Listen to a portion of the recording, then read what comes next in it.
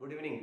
अब हम equilibrium chapter को आगे बढ़ाते हैं और आज अपन पढ़ते हैं इसमें applications of the equilibrium constant. Equilibrium constant कौन कौन से होते हैं बेटा, ये पढ़ लिया अपन ने, केपी केसी। इक्विलिब्रियम कांस्टेंट अपन को क्या है, उसकी क्या एप्लीकेशंस है।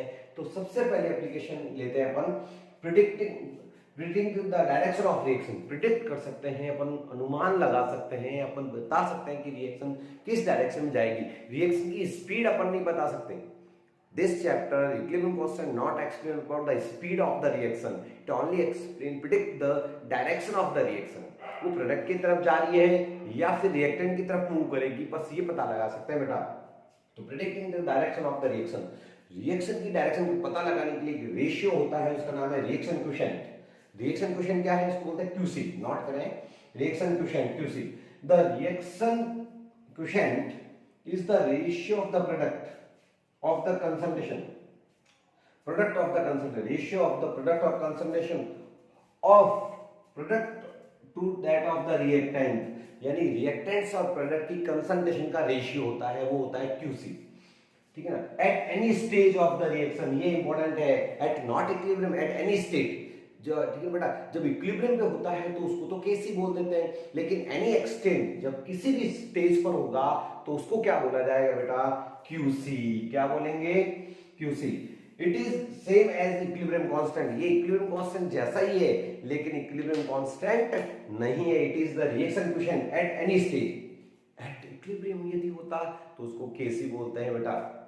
तो किसी का भी जो है क्यूसी लगता है आपको केसी जैसा ही है, लेकिन इसमें डिफरेंट है कि वो इक्विलिब्रियम पे होता है तो वो इक्विलिब्रियम कांस्टेंट बन जाता है, वो केसी के पी अपन जो कहते हैं इक्विलिब्रियम कांस्टेंट। लेकिन किसी भी स्टेज पर होता है तो उसको रिएक्शन कोएफिशिएंट बोलते हैं। तो बेटा अब किसी का रिएक्शन कोएफिशिएंट लिखना हो मान लीजिए, तो कैसे लिखेंगे और कैसे प्रिडिक्शन करेंगे वो आपको मैंने जो है आपको बता देता हूं उसमें, ठीक है ना।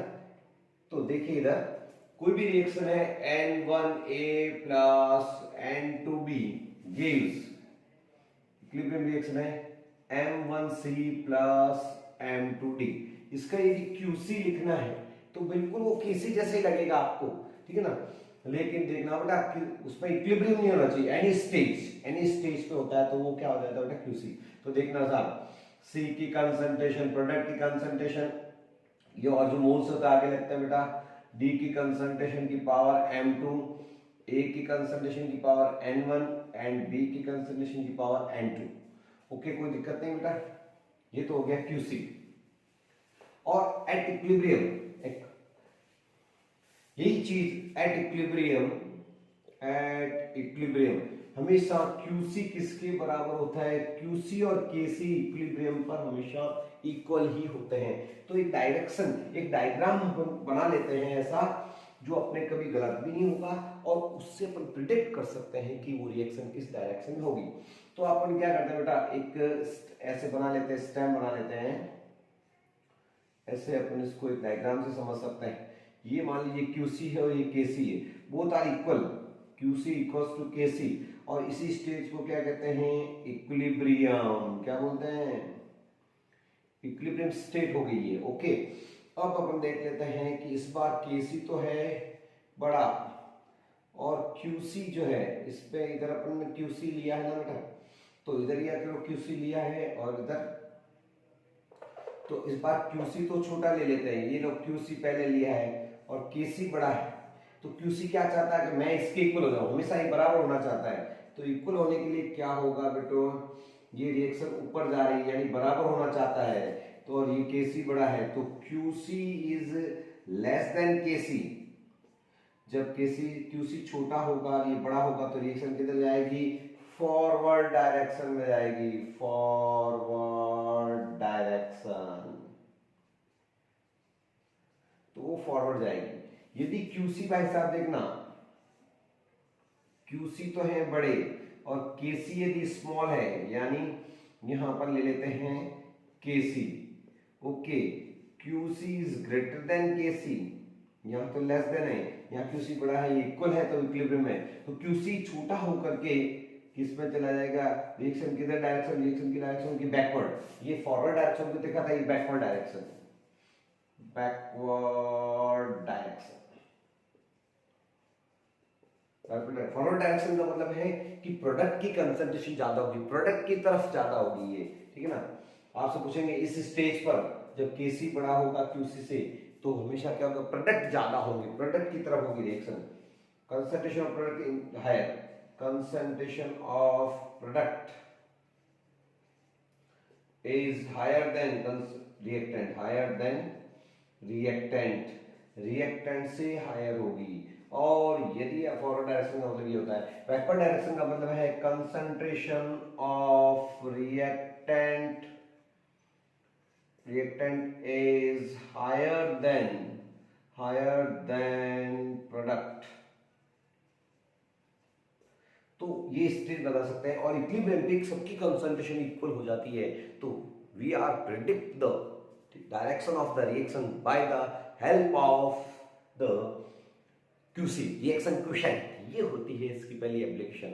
दूसरी एप्लीकेशन होती है बेटा predict the concentration of the product or reactant with the help of the equilibrium constant, to predict the concentration of the product and reactant। तो सेकेंड एप्लीकेशन अपन लगा सकते हैं इसमें predict the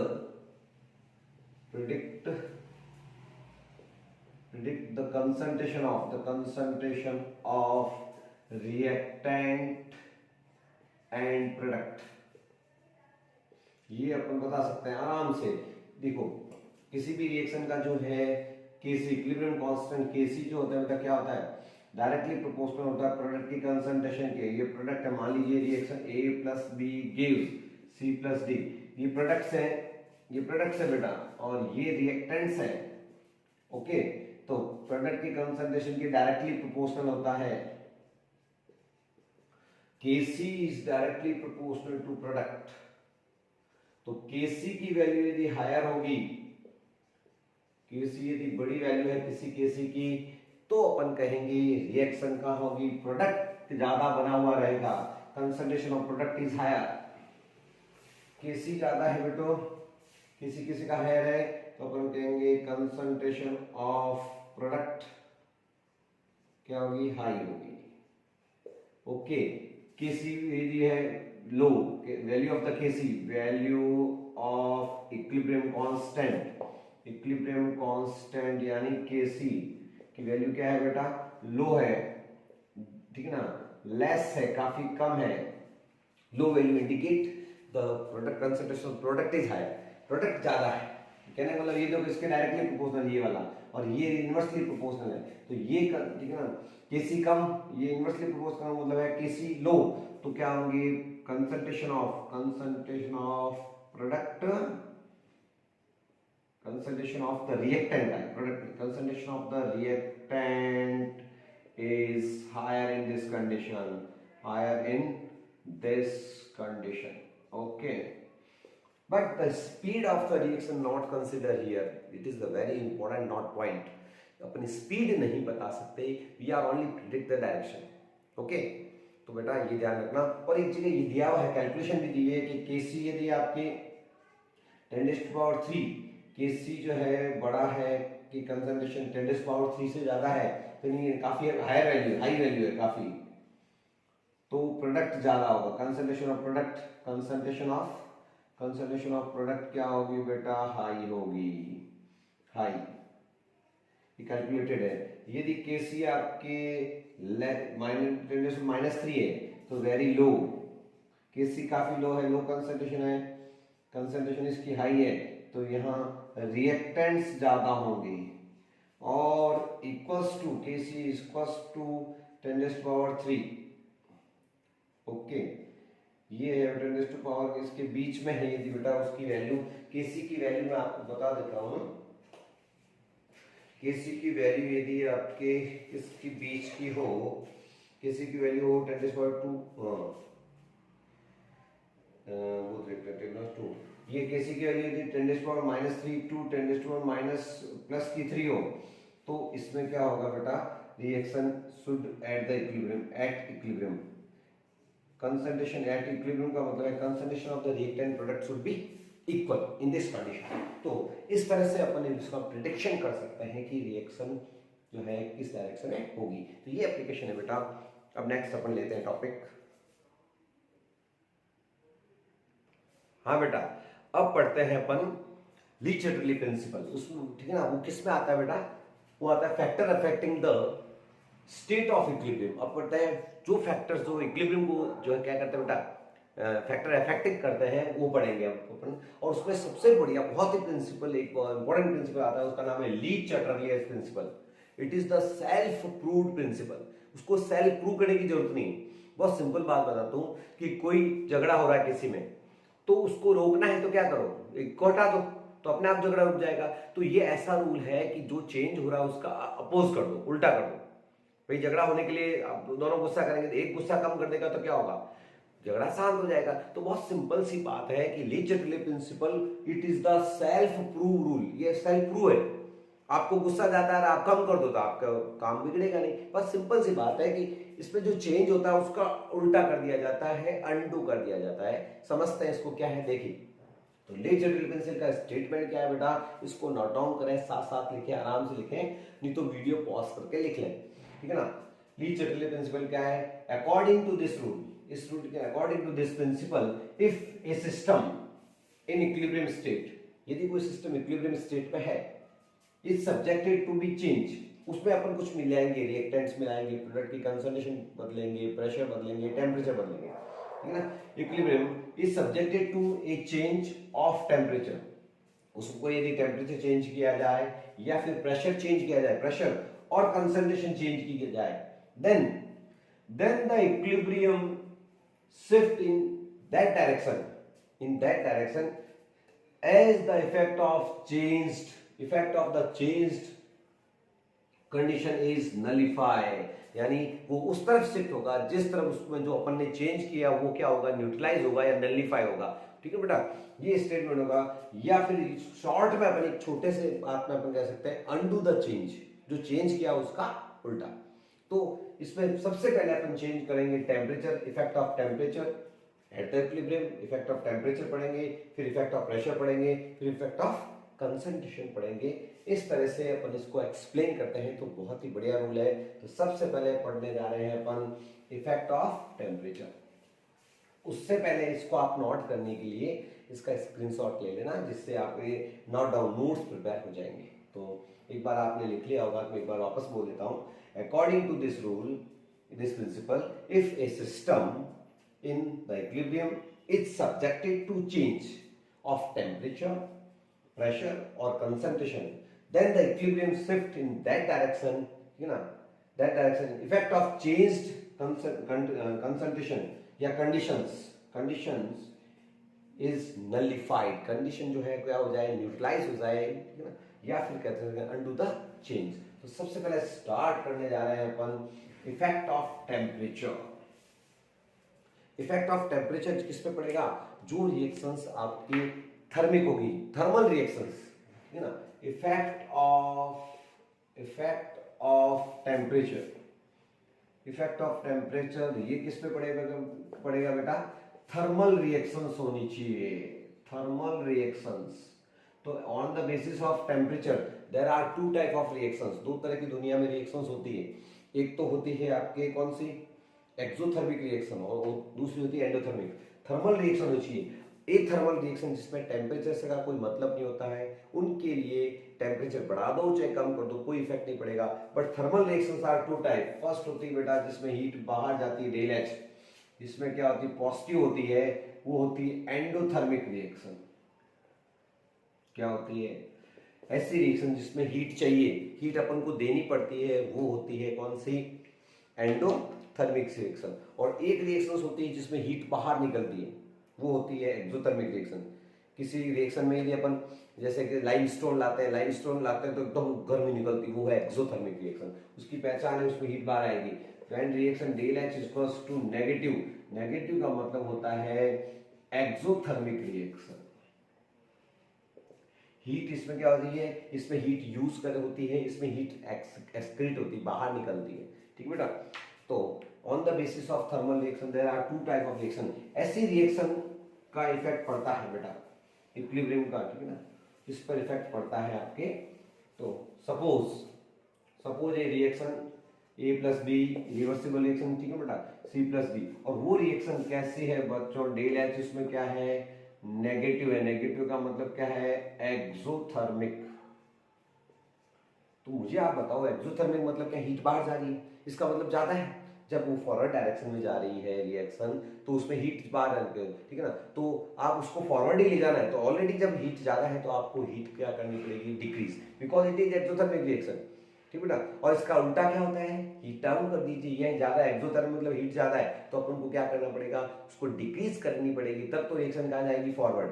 और जो चेंज हो रहा है यानी हीट बाहर निकल रही है, ठीक है बेटा, और आपने भी हीट को बढ़ा दिया, जैसे ही एक्सो है और हीट में बढ़ा दिया तो रिएक्शन किधर से कहाँ कम है, रिएक्शन में हीट बैकवर्ड डायरेक्शन में, ठीक है ना। तो कोई भी सिंपल ये रिएक्शन यदि यहाँ डेल एच नेगेटिव लिखा है तो ये फॉरवर्ड डायरेक्शन में तो क्या होती है, हीट बाहर जा रही है, हीट एक्सो बाहर जा रही है। और बैकवर्ड डायरेक्शन में क्या होती है बेटा, हीट एब्जॉर्ब होगी, हीट क्या होगी, एब्जॉर्ब। सिंपल सोचो कि जो रिएक्शन फॉरवर्ड डायरेक्शन के लिए एक्सोथर्मिक है तो बैकवर्ड डायरेक्शन में क्या होगी, एंडो ही होगी। जब अपन कोई चढ़ रहे हैं किसी पे तो अपन को एनर्जी चाहिए, जब नीचे उतरेंगे तो मजा भी आएगा, एनर्जी रिलीज होगी। तो बस सिंपल सोचो कि ये फॉरवर्ड डायरेक्शन में एक्सोथर्मिक है और उसको फॉरवर्ड ही ले जाना है तो आपको उल्टा करना पड़ेगा, रिएक्शन क्या करना पड़ेगा, टेम्परेचर डाउन करना पड़ेगा, ठीक है ना। तो पर लिखेंगे it is reversible and exothermic reaction. Exothermic का पता चल जाएगा नेगेटिव से, नेगेटिव का मतलब एक्सोथर्मिक रिएक्शन, ठीक है बेटा। Heat evolve, heat release in forward direction,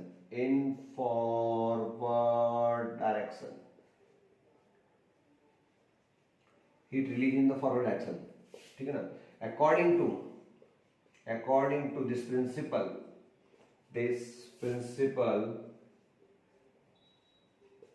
we decrease temperature,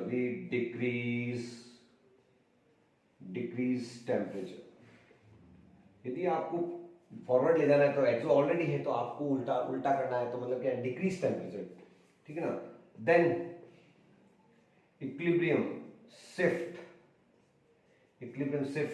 in forward direction। तो बताओ बेटा, ऐसी रिएक्शन यदि एक्सोथर्मिक है तो आपको क्या करना पड़ेगा, लो टेम्परेचर फॉरवर्ड टेम्परेचर करना, low temperature is favourable for the forward reaction. आपको टेम्परेचर क्या करना पड़ेगा, डाउन करना पड़ेगा यदि आपको प्रोडक्ट बनाना है, ठीक है ना। तो ये होता है कि यदि रिएक्शन क्या हो, एक्सोथर्मिक हो। अब लेते हैं कंडीशन नंबर 2। तो ये रिएक्शन किसके लिए थी बेटा, ये यदि रिएक्शन क्या है आपके एक्सोथर्मिक है तो आपको टेम्परेचर लो करना पड़ेगा, तो रिएक्शन क्या होगी बेटा, किस डायरेक्शन में जाएगी, फॉरवर्ड। और टेम्परेचर हाई कर दिया तो क्या होगा, ठीक है ना, यहाँ लिख देते हैं अपन ऊपर,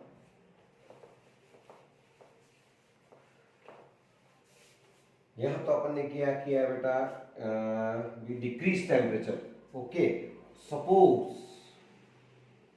suppose we increase temperature here, आपको करना तो था डिक्रीज, एक्सो है ऑलरेडी ज्यादा और आपने भी इंक्रीज कर दिया, तो दोनों इंक्रीज होगा तो क्या होगा, रिएक्शन कहाँ जाएगी, बैकवर्ड में शिफ्ट हो जाएगी, कहाँ जाएगी बेटा, here. Then equilibrium shift in backward direction। तो बच्चों बैकवर्ड डायरेक्शन में चली जाएगी रिएक्शन। यदि आपने टेम्परेचर और पहले से ज्यादा है आपने भी बढ़ा दिया तो उल्टा हो जाएगा, इसका रिएक्शन शिफ्ट कर लेता है अपने आप को इक्विलिब्रियम। तो ये था किसके लिए बेटा, कौन सी रिएक्शन के लिए, एक्सोथर्मिक रिएक्शन। अब लेते हैं suppose condition 2 for endothermic reaction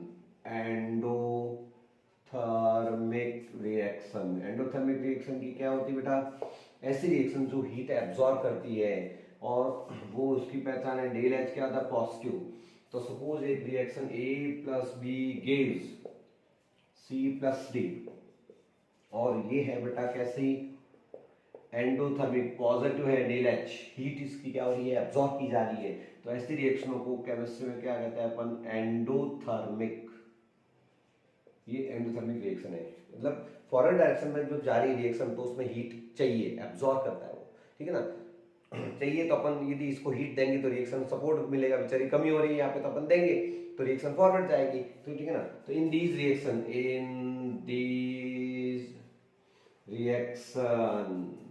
ठीक है ना, when temperature increase equilibrium shift in forward direction। तो ये इक्विलिब्रियम किधर शिफ्ट होगा बेटा, फॉरवर्ड जाएगी रिएक्शन, ऐसे जाएगी कब, जब टेम्परेचर क्या हुआ इंक्रीज, क्योंकि यहाँ डिक्रीज हो रहा है, उसका उल्टा है इंक्रीज करो, जो कम है उसको ज्यादा करो, ज्यादा है तो कम करो, इक्विलिब्रियम को शिफ्ट करो, बहुत सिंपल सी बात है बेटा। तो ऐसी रिएक्शन में कहा जाएगी फॉरवर्ड। और suppose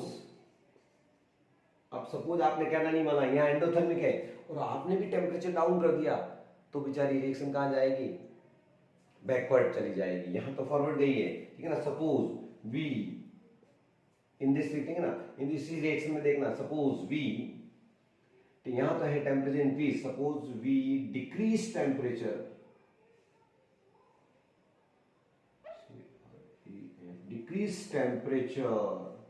then equilibrium shift in backward direction। तो बहुत सिंपल सी बात है कि रिएक्शन कैसी होगी वो आपको दिया होगा कि वो एक्सो होगी या एंडो, तो आपकी क्या टेंशन है।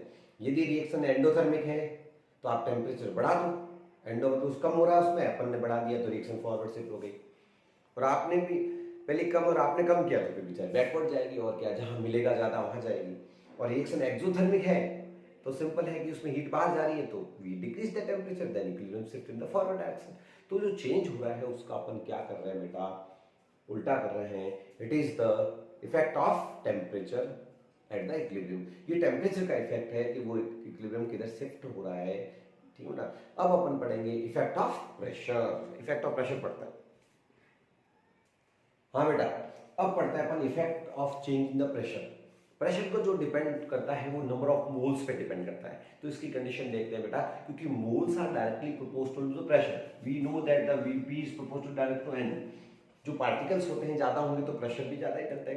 तो एक इक्वेशन भी होती है बेटा, Pv is cos to nRT। Ideal gas equation है कि प्रेशर हमेशा नंबर ऑफ मोल्स पे डिपेंड करता है, क्योंकि नंबर ऑफ मोल्स बढ़ेंगे तो वॉल्यूम भी बढ़ता है, तो वॉल्यूम जब बढ़ता है तो प्रेशर ज्यादा लगना ही लगना है बेटा। तो इसकी तीन कंडीशन याद रखनी, बहुत मस्त है, इजी है। तो पहली कंडीशन है कि when del N number of change in the number of moles zero, change zero, यदि आपके उसमें मोल्स चेंज ही नहीं हो रहे, डेल एन जीरो, कंडीशन आप जानते हो अच्छी तरह से, A plus B gives C plus D. इसमें आपको डेल्टा एन की वैल्यू निकाली है, मोल्स प्रोडक्ट के मोल्स माइनस रिएक्टेंट के मोल्स निकालने हैं। तो मोल्स ऑफ प्रोडक्ट कैसे निकलता है बेटा, डेल एन कैसे निकलता है, मोल प्रोडक्ट के मोल कितना है 1 + 1, ये 2 हो गया, माइनस रिएक्टेंट के भी 1 + 1 2, 2 - 2 क्या आ गया 0। तो ऐसी रिएक्शन है जहां डेल्टा एन 0 होता है, नंबर ऑफ मोल्स चेंज हो ही नहीं रहा है, तो there is no effect of pressure. तो लिखेंगे this condition there is no effect of pressure in these reaction, pressure in this type of reaction, in this type of equilibrium, ऐसे equilibrium पर कोई इफेक्ट नहीं पड़ेगा प्रेशर का। यदि कोई कहते हैं कि H2 + I2 gives to HI,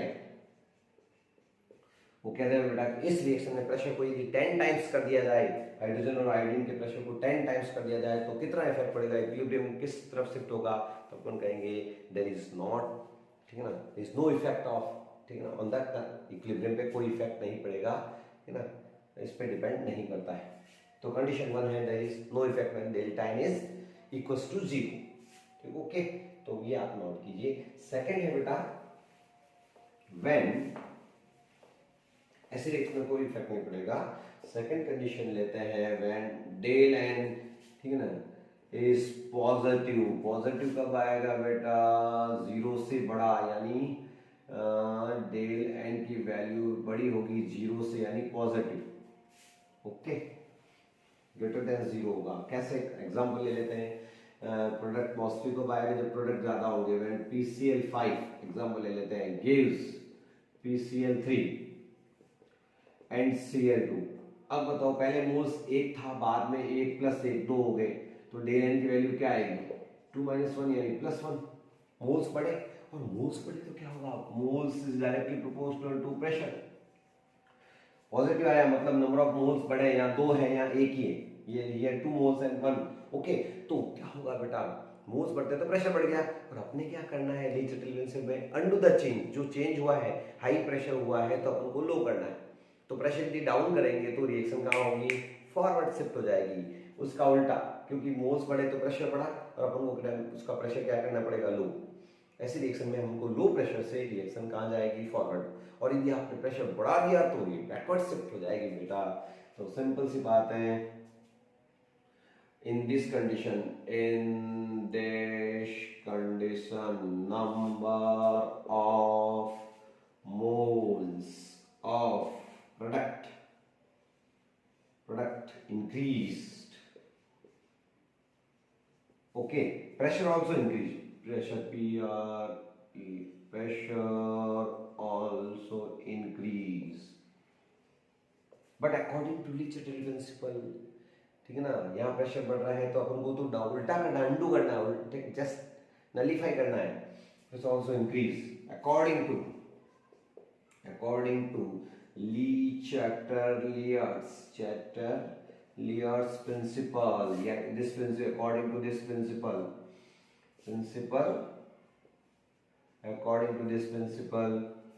ठीक है ना, we oppose the change, उल्टा करो, अपोज चेंज, ठीक है ना, या अनडू चेंज।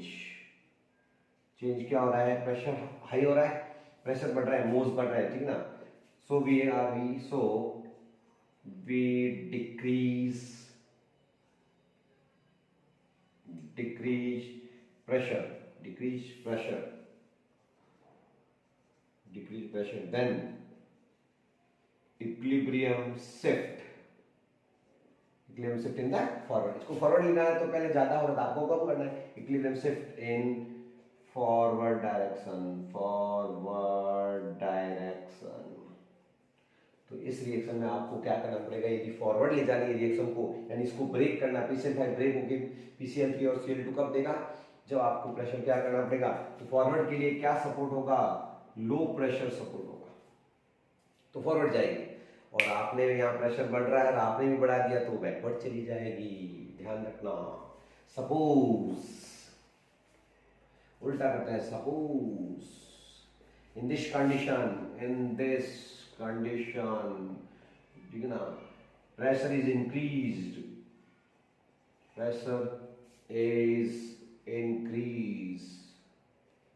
then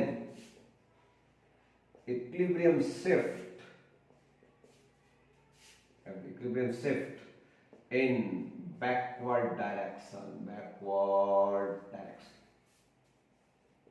तो बेटा बहुत सिंपल सा रूल है कि आपको इक्विलिब्रियम किधर शिफ्ट करना है।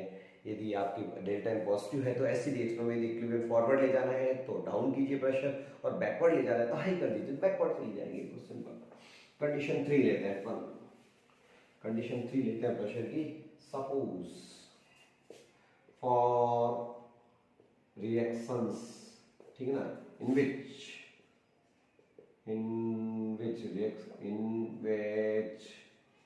डेल एन इज क्या हो बेटा, नेगेटिव हो। कब आएगा, number of moles decreases. Negative कब आएगा बेटा, ये रिएक्शन आप जानते हो अच्छी तरह, N2 + 3H2 gives 2NH3। इसमें अमोनिया की प्रिपरेशन होती है, इसके मोल्स काउंट करोगे, रिएक्टेंट के इसका तो 1 मोल, इसके 3 मोल्स है, इसकी 2 मोल्स ही। तो डेल एन की वैल्यू क्या आएगी बेटा, मोल्स ऑफ प्रोडक्ट क्या है 2 माइनस मोल ऑफ रिएक्टेंट्स 3 और 1 + 1 4 है ना। तो डेल एन की वैल्यू -2, नेगेटिव आ गया बेटा। ऐसे जिसमें मोल्स कम पड़ जाते हैं, डिक्रीज हो जाते हैं, यहाँ 4 है, यहाँ आपके क्या हुआ है 2 हो गया, तो प्रेशर क्या हो गया बेटा, मोल्स कम तो प्रेशर भी कम। तो इस रिएक्शन में, इस इक्विलिब्रियम में प्रेशर क्या हुआ है, डिक्रीज हुआ है। तो अपना क्या काम है, उल्टा हाई कर देंगे प्रेशर, तो इक्विलिब्रियम फॉरवर्ड शिफ्ट हो जाएगा, और लो कर दोगे तो बैकवर्ड शिफ्ट हो जाएगा। तो इस रिएक्शन में ऑलरेडी प्रेशर लो है, तो अपना काम है हायर कर दो, बढ़ा दो।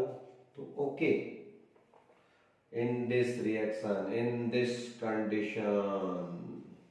condition B, increase the pressure, increase pressure। क्यों बेटा इंक्रीज प्रेशर? क्योंकि ये डाउन हुआ है, यहाँ मोल्स 4 थे, ठीक है ना, तो उल्टा किया अपन ने, increase pressure, then equilibrium shift in forward direction, forward direction. Equilibrium किधर शिफ्ट होगा, फॉरवर्ड डायरेक्शन में शिफ्ट हो जाएगा। और यदि आपने इंक्रीज या डिक्रीज कर दिया, ऑलरेडी डिक्रीज और we are also decrease, then equilibrium shift in backward, क्योंकि जब इधर डिक्रीज हो रहा है तो वो तो उल्टा चाहता है कि इधर इंक्रीज, इधर जाएगा तो इंक्रीज होगा, सिंपल सी बात है। In this condition, we increase pressure, then equilibrium shift in the forward direction. Suppose we also decrease pressure here, decrease pressure here, then equilibrium shift in backward direction, backward direction। तो बहुत simple सी बात है बेटा कि backward चला जाएगा। तो ये था प्यारे बच्चों इफेक्ट ऑफ प्रेशर। अब पढ़ने जा रहे हैं इफेक्ट ऑफ कंसंट्रेशन। हाँ बेटा, अब पढ़ते हैं अपन effect of change in the concentration. Concentration यदि अपन बढ़ाते हैं रिएक्टेंट की और प्रोडक्ट की तो क्या होगा, तो सिंपल सा बताओ कि रिएक्टेंट की कंसंट्रेशन बढ़ाते तो वो रिएक्ट कोलाइड करेंगे और वो प्रोडक्ट की तरफ जाएगी। तो रिएक्टेंट की कंसंट्रेशन बढ़ाते तो हमेशा रिएक्शन प्रोडक्ट की तरफ जाती है, और प्रोडक्ट की कंसंट्रेशन बढ़ाएंगे, बढ़ जाएगी तो वो कहाँ जाएगी, रिएक्टेंट की तरफ, तो बैकवर्ड जाएगी। तो बहुत सिंपल सी बात है, इसको अपन मैथमेटिकली प्रूव करते हैं कि मान लीजिए एक reaction A plus B gives C plus D. तो पहले तो आप इक्विलिब्रियम कांस्टेंट लिख दीजिए इसका Kc लिखना अपन को आता है बेटा, concentration of C, concentration of D, concentration of A and concentration of B, ये हो गया Kc। ओके, सपोज अब स्टार्ट करते हैं किसी भी रिएक्टेंट की, चाहे A की बढ़ाओ चाहे B की, ये suppose increase the concentration of the reactant, ठीक है ना, ये आपने कंसंट्रेशन इंक्रीज की किसकी, रिएक्टेंट्स की, तो इक्विलिब्रियम कांस्टेंट क्या हो जाएगा, डिक्रीज। तो ऐसा होता है क्या, इक्विलिब्रियम कांस्टेंट तो कांस्टेंट होना चाहिए, इनके कारण रिएक्टेंट्स के कारण क्या हो रहा है कि इसका जो वैल्यू डिक्रीज होती है, but it is the constant, so it is nullify the, ये क्या करेगा, इसकी कंसंट्रेशन बढ़ा देगा प्रोडक्ट की, तो प्रोडक्ट की कंसंट्रेशन बढ़ेगी तो ये वापस बढ़ जाएगा, वापस उसी जगह आ जाएगा। मान लीजिए पहले इक्विलिब्रियम कांस्टेंट 50 था, 50 मान लीजिए इसकी वैल्यू स्टार्टिंग, अब जो इसकी कंसंट्रेशन बढ़ाएंगे तो ये पहले जाएगा डाउन 49 पे, लेकिन वापस थोड़ी देर बाद अपने आप को अपना आप शिफ्ट कर लेगा, ये प्रोडक्ट बना देगा, रिएक्शन कहाँ जाएगी, फॉरवर्ड, तो ये वापस क्या आ जाएगा बेटा, 50 पे आ जाएगा। क्यों, पहले 50 था फिर डाउन होगा क्योंकि आपने रिएक्टेंट की कंसंट्रेशन बढ़ाई, लेकिन ये शिफ्ट कर लेगा फॉरवर्ड डायरेक्शन में और वापस वही हो जाएगा, कांस्टेंट बन जाएगा। तो बहुत सिंपल बात है, सपोज कंसंट्रेशन ऑफ रिएक्टेंट्स, कोई भी रिएक्टेंट हो, ए बी बढ़ा रहा है, reactant increase, then equilibrium shift in forward direction, तो इक्विलिब्रियम यदि रिएक्टेंट की बढ़ाओगे तो ये कोलाइड करेंगे और रिएक्शन कहाँ जाएगी, फॉरवर्ड जाएगी, यानी प्रोडक्ट ज्यादा बनाएगी। ठीक बेटा, क्यों बनाई बता दिया मैंने कि ये जो है आपके रिएक्टेंट बढ़ेंगे तो Kc डाउन होगा, लेकिन ये तो डिक्रीज है, ठीक है ना। आप इसमें मैथमेटिकल रिलेशन बता सकते हैं, when we increase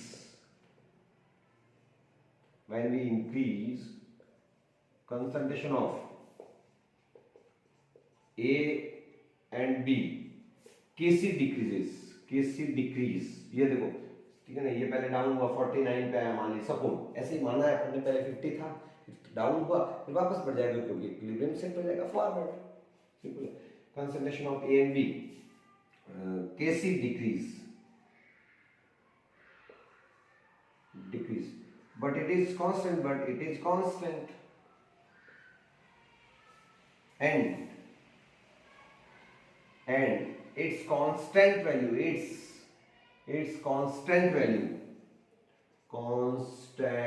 value, इसकी कांस्टेंट वैल्यू रहेगी 50। Equilibrium shift in forward direction में इक्विलिब्रियम शिफ्ट हो जाएगा फॉरवर्ड। ओके, तो रिएक्टेंट की कंसंट्रेशन बढ़ाओगे तो इक्विलिब्रियम कहाँ जाएगा, हमेशा फॉरवर्ड, और प्रोडक्ट की कंसंट्रेशन बढ़ाओगे यहाँ तो इसमें क्या होगा बेटा, इक्विलिब्रियम किधर आएगा, बैकवर्ड आएगा।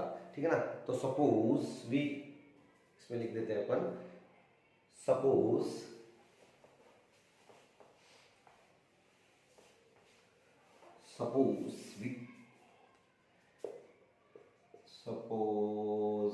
we increase concentration of product, then equilibrium shift in backward direction। तो आप इक्विलिब्रियम की डायरेक्शन बता सकते हो, क्यों है वो आपको कंडीशन समझ में आ जाएगी। वही वाली बात है, A + B gives C + D। इस बार कंसंट्रेशन आप इनकी प्रोडक्ट्स की बढ़ा रहे हो, कोई भी दोनों में से किसी की बढ़ाओ तो Kc क्या होगा, Kc डायरेक्टली प्रोपोर्शनल है बेटा, ये बढ़ रहा है तो ये भी बढ़ेगा। मान लीजिए पहले 50 था और 51 हो गया इस बार, ठीक है ना, लेकिन 51 भी ना तो ये कम होना चाहिए ज्यादा, इक्विलिब्रियम कांस्टेंट तो कांस्टेंट होना चाहिए ना, तो ये 51 हुआ तो वापस कम हो जाएगा, क्यों, क्योंकि प्रोडक्ट ये रिएक्टेंट की कंसंट्रेशन बढ़ जाएगी, ये जब बढ़ता है तो ये भी बढ़ रहा है, लेकिन ये बढ़ा हुआ नहीं, अपने आप को शिफ्ट कर लेता है, हमेशा 50 पर ही रहना चाहता है, कांस्टेंट वैल्यू तो कांस्टेंट ही रहना चाहती है ना, तो इक्विलिब्रियम क्या होगा बेटा, बैकवर्ड शिफ्ट हो जाएगा। ठीक बेटा, तो इक्विलिब्रियम लिखा ना, इक्विलिब्रियम शिफ्ट बैकवर्ड डायरेक्शन। ठीक बेटा, तो बहुत सिंपल सी बात है, रिएक्टेंट बढ़ाओ और आपको उसी डायरेक्शन में ले जाना है, तो रिएक्टेंट डालते रहो, प्रोडक्ट को बाहर निकालते रहो, तो रिएक्शन उसी डायरेक्शन में जाती रहेगी। नहीं निकाला प्रोडक्ट को तो इक्विलिब्रियम कहाँ होगा, बैकवर्ड आने लग जाएगा।